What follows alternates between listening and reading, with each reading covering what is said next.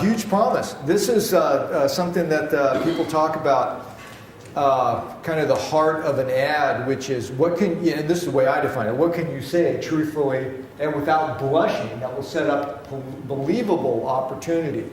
So truthfully, I've talked about quite a bit. Without blushing gets back to, I'm looking at, what was your name again? You keep hiding your thing. No, not Kyle, in front of Kyle.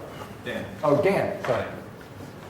What Dan was, Dan was having trouble, kind of, stepping forward and saying who he is and stuff, and he was actually backtracking and saying, well, we're not that, we really didn't do all that great, You can't do that. So the idea of without blushing means that you're telling the truth, but there's an implied salesmanship element there without blushing, which means that if you can say it, you better say it, or have someone else say it, meaning testimonials or something, or it's not going to get said.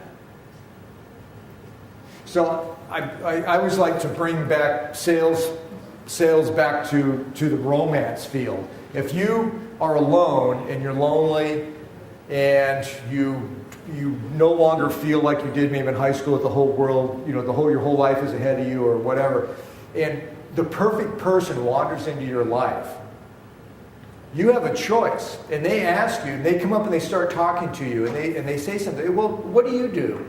If you say, I don't do much, I'm not, I don't know, I'm not much to deal with, and you walk away, well, okay, then that's it. Shame on you. You have just blown the opportunity of your life. That's the way you got to look at every ad. Every ad you have, every video, every email you send out is a representative of you, and is really a tiny piece of you. It's your little salesman that you send out running on tiny virtual feet.